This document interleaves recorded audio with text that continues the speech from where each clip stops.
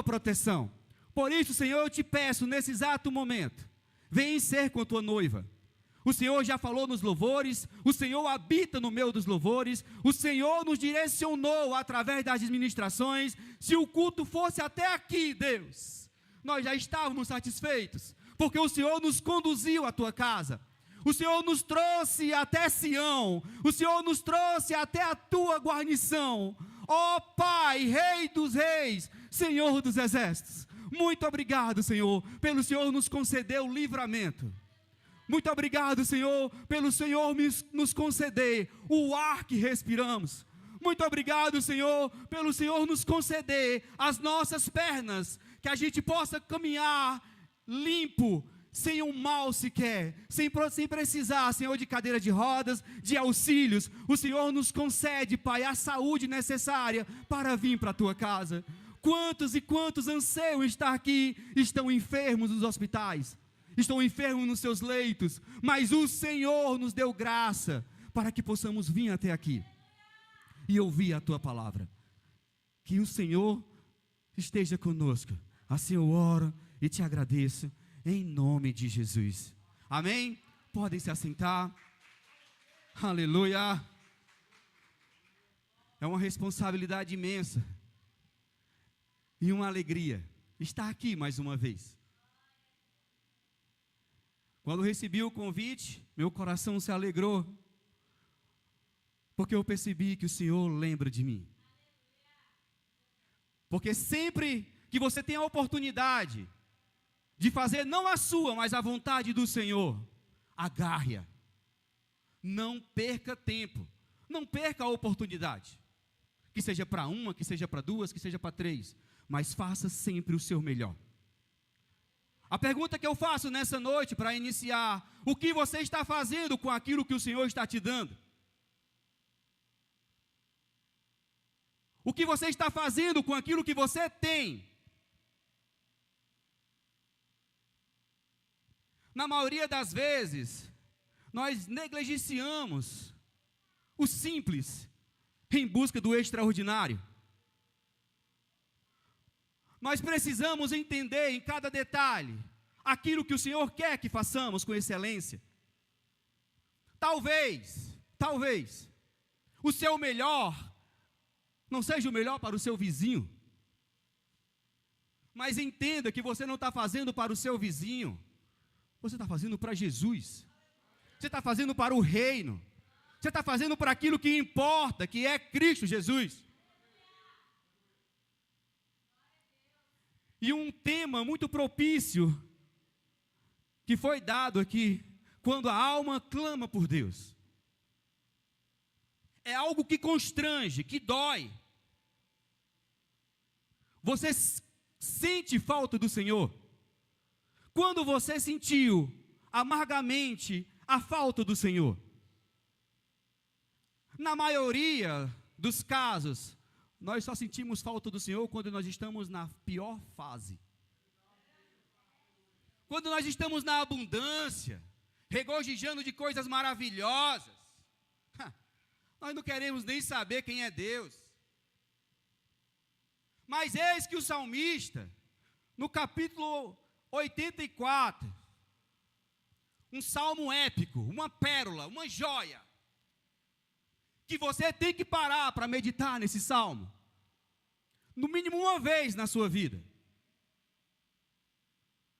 Como nós sabemos, os salmistas, o saltério, é dividido em 3 partes. Esse aqui está dividido no 3º livro. E é um pouco contraditório a todos os outros livros, todos os salmos do 3º livro.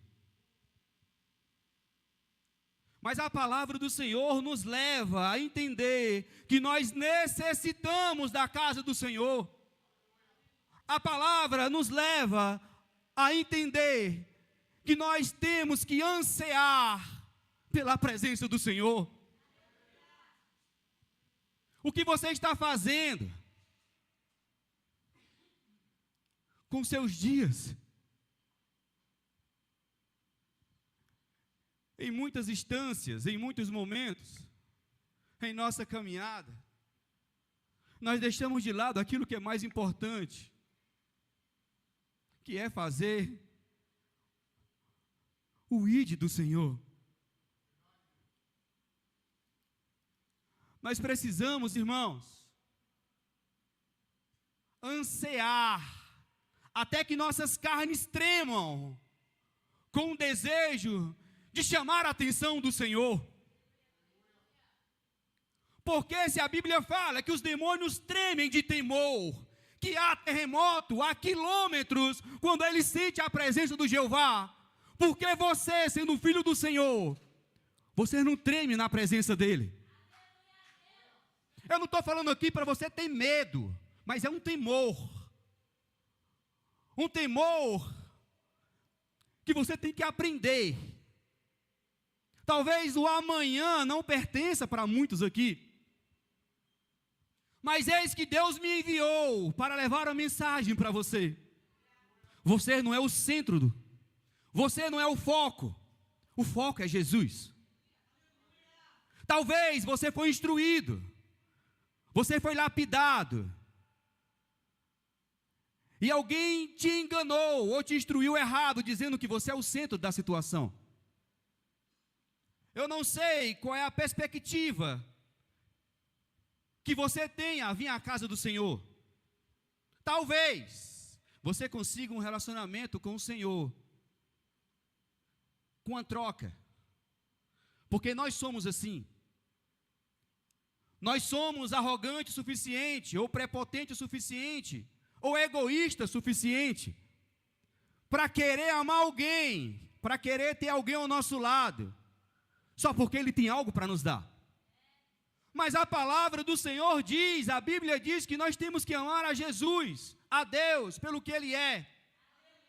Mas por que você não ama Jesus pelo que Ele é?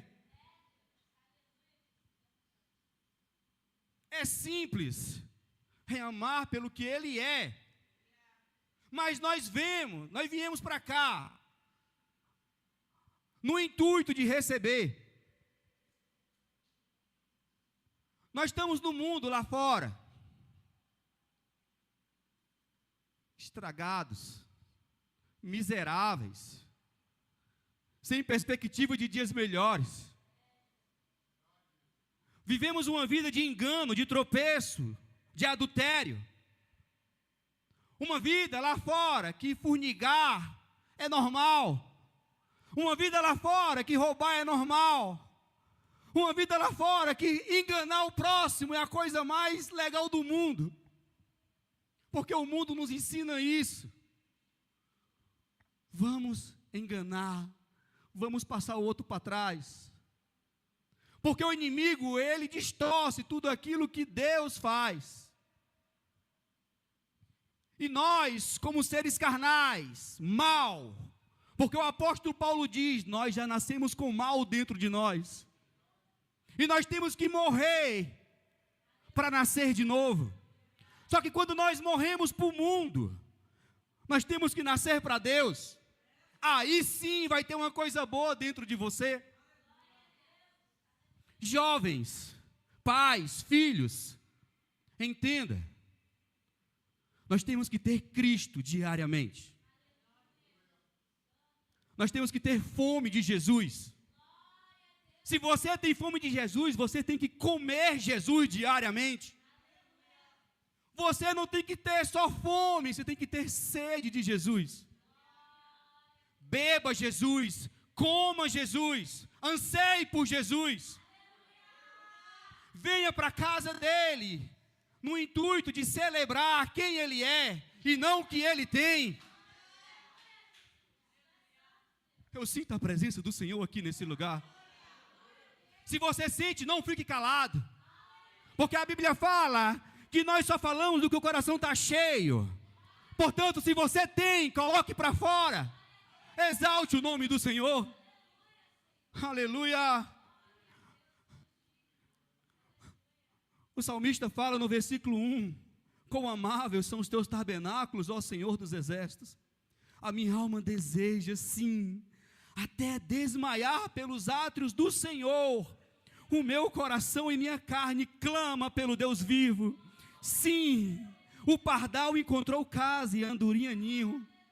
Você tem noção disso? O salmista, ele é bem específico disso. Ele pega duas aves, que nada de valor tem. O que você dá por uma andorinha? Ninguém quer uma andorinha na sua casa. Mas o nosso Deus, ele é tão misericordioso e tão bondoso, que ele acolhe as andorinhas. Um animal que peregrina de um lado para o outro, mas o Senhor conduz. Se ele conduz um pardal que você não dá nada, imagina você. Se ele protege essas duas aves, que nada você dá por elas. Talvez se fosse um papagaio, uma arara, um tucano, seja lá qualquer outra espécie, você pagaria fortunas por ele. Mas eis o nosso Deus, ele não vê aquilo que você vê. Ele vê algo que você precisa entender. O que nós vemos não é o que o nosso Deus vê. Nós precisamos olhar o além. Porque quando nós olhamos só 1 metro, nós nada percebemos. Mas o Senhor, ele dá um ninho para os pardais, para que eles cultivem, para que eles procriem. Mas você, muitas das vezes, se limita ao ponto de não deixar Deus trabalhar na sua vida. Como nós somos pequenos, ao ponto de não deixar Deus trabalhar em nossas vidas. Você tem um lar, irmão. Você tem uma casa. Eis que o Jeová habita. E por que que você não se deixa levar? O Senhor está aqui te esperando. Anseie ao ponto de chamar a atenção do Senhor. Assim como a corça suspira, seja você suspirando os últimos suspiros da sua vida pela presença do Senhor. Só que mais adiante, no versículo 6, o salmista vai declarar o quão passando pelo vale de Baca, faz dele um poço, e a chuva também enche os tanques. Eles vão de força em força, cada um em Sião, para ser diante de Deus. Irmãos, aqui é uma passagem que nós temos que levar para nossas vidas. Há exatamente ou aproximadamente 2.500 a 3.000 anos, esse salmo foi escrito. Foi no pré-exílio para a Babilônia. Quando o salmista escreve, você imagina a dificuldade desse povo, dessa nação, ir para a casa de Deus. Eles aqui passam pelo vale de Baca, um vale de lágrimas, um vale de sofrimento. E hoje nós temos todo o conforto do mundo para vir para a casa do Senhor. Muitos vêm de Uber, outros vêm de moto, outros moram vizinho à casa do Senhor. Deus é tão bom que ao passar dos anos, as coisas foram ficando mais fáceis para te buscar. Não é que você encontra Jesus. Não, você não tem essa capacidade. Você jamais vai encontrar Jesus numa casa de boate, numa mesa de bar, numa casa de prostituição. Mas eis que Jesus te encontra lá. Ele tem o poder e a estratégia de te arrastar do lamaçal do pecado e te honrar no altar dele. Só Ele tem esse poder. Nós caímos porque nós dizemos assim, só hoje. Nós fracassamos porque nós dizemos assim, é só mais um gole, é só mais uma pitadinha, é só mais uma traída, é só mais um furto, mas amanhã eu vou encontrar Jesus. Mas eis que tem a pergunta, e se não houver o amanhã? Você ficará pelo caminho. Até quando você vai insistir nos seus erros? Ah, porque meu pai foi assim. Se deu certo para o seu pai, amém. Você é lavado e remido pelo sangue do Cordeiro. Você foi resgatado para ser a referência. Você foi levantado para fazer a diferença. Até quando você vai ficar olhando para trás, vendo que Jesus está te levando para frente? É para Sião, é para o reino, é para Deus, é para Jesus. Para de olhar para trás. Não é para habitar no passado. Não há um passado mais presente do que um passado mal resolvido. Ou não há nada mais presente do que um passado resolvido, mal resolvido. O que está te prendendo no passado? O que te agarra há 10 anos atrás? O que te prende no início da tua caminhada? Eis que Jesus te chama para o novo. Larga aquilo que te aprisiona. Se necessário for, quando sair dessa igreja, vai e pede perdão pelo mal que você fez. Porque o que o Senhor tem para a sua vida é muito maior do que o teu orgulho, do que a tua prepotência.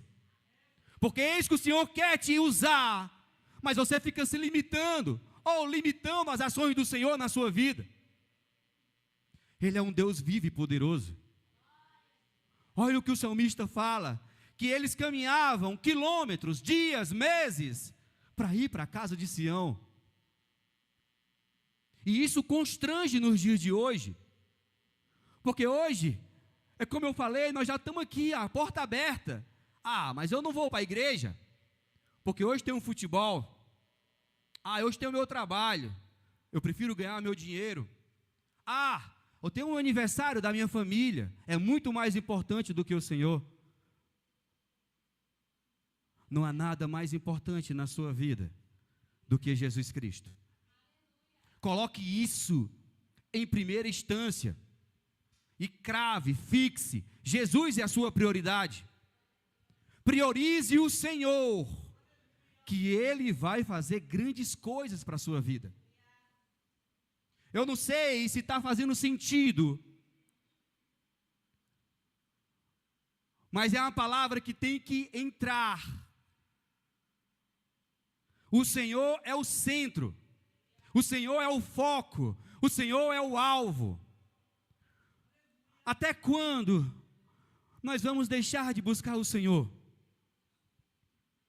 O Espírito Santo me leva a uma palavra que está em João 6, a partir do versículo 22 ao 26.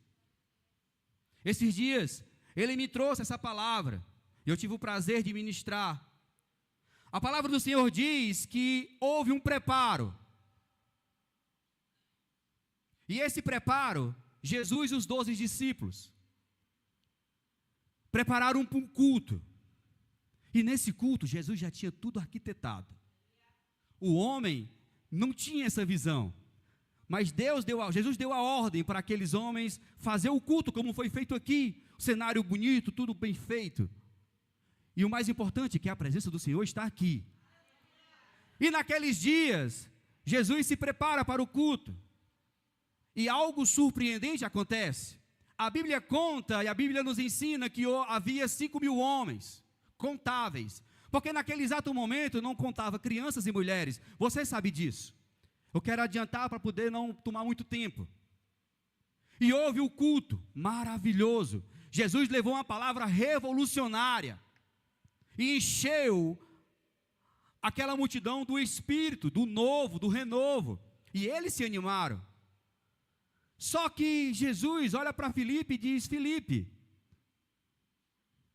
fico preocupado porque o dia já se passa e eles têm fome. E Filipe indaga: eu não tenho nada aqui, o que fazer com algumas moedas para tanta gente? E André, o apóstolo, foi um dos primeiros, chega para Jesus e diz assim: Senhor, eis que vi uma criança, um jovem, com 2 peixes e 5 pães. Só que ao mesmo tempo, ele não tem fé suficiente, diz: o que é tão pouco para tão muito? E Jesus só dá graça ao Pai e diz: vão e compartilhe. E eu fico conjecturando e eu fico fascinado com aquela cena. Os 12 homens com cestos secos. Quando o Senhor dá graça, algo extraordinário acontece. Os cestos ficam cheios. Só que o mais interessante de tudo é a cena.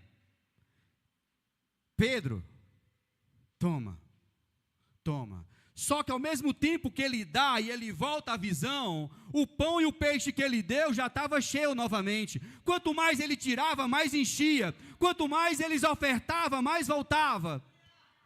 É algo extraordinário que Jesus fez naquele dia. Só que o mais interessante de tudo é que recolhe em 12 cestos. Eu não estou saindo do contexto, eu só quero que vocês entendam.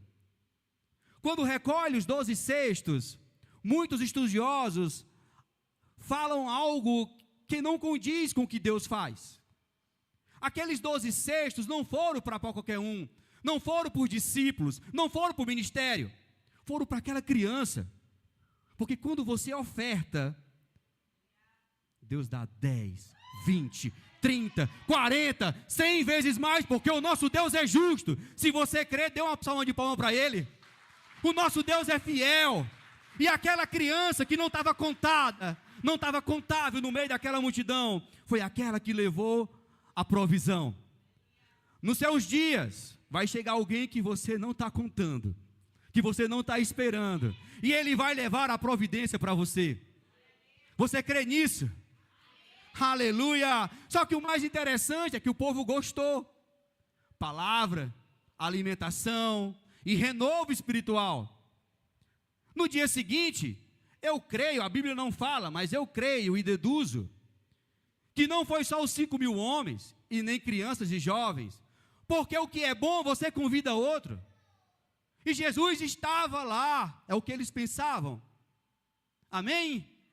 Porque se o Jesus estava aqui, amanhã vai ter culto de novo, ele vai estar presente. Só que quando estava concluindo o culto, Jesus olha para os 12 e diz assim, ei, vocês entram no barco e vai para o outro lado. E a multidão percebe que Jesus não entra no barco, ele fica. Eles vão para casa, glória a Deus, aleluia, de barriga cheia, viu o sobrenatural, e amanhã tem de novo. Só que para surpresa deles, eles convidaram pessoas, eu creio nisso, porque se fosse eu convidaria. Quando ele chega para o culto, Jesus não se encontra. Eis a pergunta: o que fazer quando Jesus não está no culto? Isso dói. O que fazer quando você tem a certeza que Jesus vai estar lá e ele não está? E houve a indagação: cadê aquele homem que traz uma palavra de renovo, que traz algo revolucionário? Aonde encontrar ele? E eu trago para os dias de hoje, que possamos ter o entendimento necessário, para quando Jesus não está no culto, nós buscarmos ele, até nossas carnes tremerem, ao ponto de chamar a atenção dele. E como fazer isso? Não é mentindo, dizendo que Jesus está sem estar. Nós temos que quebrar essa maneira caída de mentir no púlpito. Não podemos mentir para Jesus. Não podemos mentir aqui em cima. Quando ele está, ele está. Quando ele não está, nós temos que dobrar os joelhos e chamar a atenção dele. Dobrando os joelhos, clamando, adorando e louvando. Assim nós chamamos a atenção dele. Assim como Bartimeu fez. Um homem gritava: Jesus, filho de Davi, tenha compaixão de mim. Jesus não ouviu. Jesus, filho de Davi, tenha compaixão de mim. E ele continuou indagando: Jesus, filho de Davi, tenha compaixão de mim. E o mais impressionante disso tudo, irmãos, é que aqueles que pensavam que são, mas não são, repreenderam aquele homem. Porque é assim nas igrejas. Aqueles que não são, querem repreender aqueles que são. Mas eis que o próprio Jesus vai olhar para vocês, que repreendem, e vai dizer assim, ó, ei, vai lá e chama para mim aquele homem. E você vai ser constrangido ao ponto de ir buscar o homem que você quis calar. Isso dói, mas o nosso Deus constrange, para que você evolua, para que você cresça. Não é no teu querer, não é na tua vontade. O nosso Deus é soberano e Ele se renova a cada dia. Quando você pensa que sabe alguma coisa, Ele vem com algo novo. Quando você pensa que chegou, Ele abre porta onde não tem. Quando você pensa que é o fim, o mar se abre e você passa em terras secas. Só que o que fazer quando você encontra Jesus? A Bíblia fala que eles indagaram de uma maneira errônea. Como que tu vieste até aqui, Senhor? E Jesus indaga, vocês estão me procurando pelo pão e pelo peixe. Vocês não estão me procurando porque quem eu sou, mas sim pelo que eu oferto. A pergunta seria bem melhor se eles tivessem chegado e perguntado, quem és tu, Senhor? O que fazer, Senhor? Como te seguir, Senhor? Como te servir, Senhor? Como ser melhor na tua presença? Mas não, a gente não mente para Jesus. A gente pensa que mente. É uma palavra que vem ao nosso encontro, ao ponto de nos fazer parar.